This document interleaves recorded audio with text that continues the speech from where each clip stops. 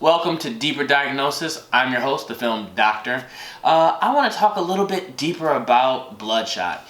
Watching some of the other film reviews from a lot of other people, I don't want to name drop them and throw them under the bus, but a lot of them seem to have said that, Bloodshot wasn't a good movie, that everything that you could want to know about that movie you would see inside of that 2-minute trailer, that the special effects were terrible. I've heard so many different things from other people's channels that I wanted to give a deeper diagnosis on why I gave that such a high rating and why I think it was better than what I see a lot of other people to have given it in terms of ratings. See, that's what I kind of like about Film Addict, is because here I'm able to actually give you guys an intelligent reason as to why it's a good movie or why it's not a good movie. However, a lot of people are going to still kind of look at the movie and say what they thought about it. Did they like it or not?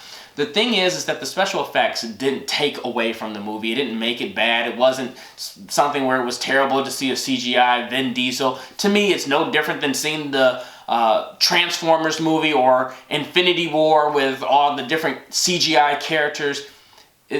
There's no difference. So special effects doesn't change or diminish how good Bloodshot was. It wasn't great, but it wasn't good. Like I said, the story could have been better, but if you're an action fan, is what I said, I think that you would enjoy this. Not everybody is going to enjoy the movie, but I think that if you like action movies, if you like Vin Diesel, that yes, that is worth the rating that I gave it. And I'm not upset about it or anything, but just looking at some of the things they say, it sound more like a personal evaluation than a film doctor, PhD of film kind of perspective.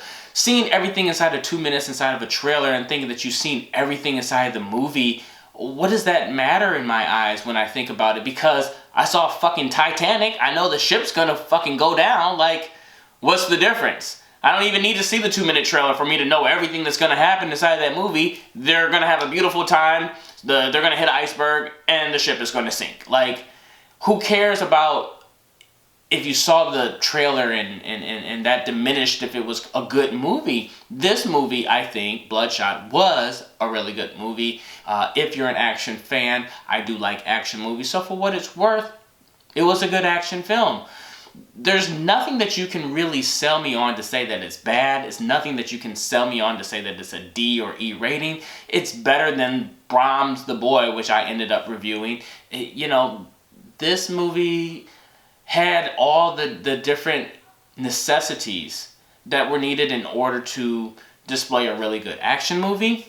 And it was something that, if you do enjoy action movies, it captivates you from beginning to end. And to me, at the end of the day, that's what sells that movie as being good. Now, if I wanted to sell it to the general audience on if it's a good movie, not if it's a good movie for people that like action movies, then yes, I'll probably give it a D. I would say that's a D for the generic public that is going to go see that movie, because not everybody likes action movies, or not everybody likes Vin Diesel, or not everybody likes special effects, but so many people complain about, the book versus the movie, or, I saw too much inside of the trailer, and so now it's ruining it for me. Who's acting in it?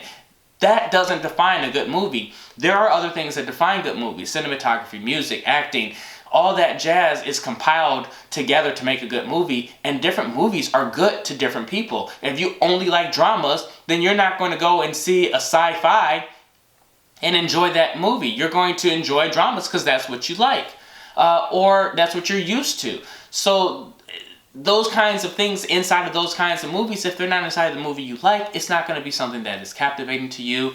That's why I love Film Addict, because it has a different kind of perspective. It gives you a different rating. You could have something like Rotten Tomatoes that gives something a 0%, and then I'm going to come on here and give it an 80%, but tell you the reasons why. And for people that may like those kinds of movies, they're going to end up going out and seeing that and enjoying it. But I just wanted to delve deeper inside of this diagnosis to say that if you're not somebody that enjoys action movies, if you're not somebody that enjoys CGI, then this movie is not for you. However, coming from a perspective of action movies, this is the reason why I gave it the rating that I did. I think people will enjoy it, and people will enjoy it for those that like action movies. And if that's the case, then you need to check it out. Thanks for joining me on Deeper Diagnosis of Film Addict. Just another little segment, not a different show, but I just wanted to give my thoughts on this. Check me out later for next week on Film Addict.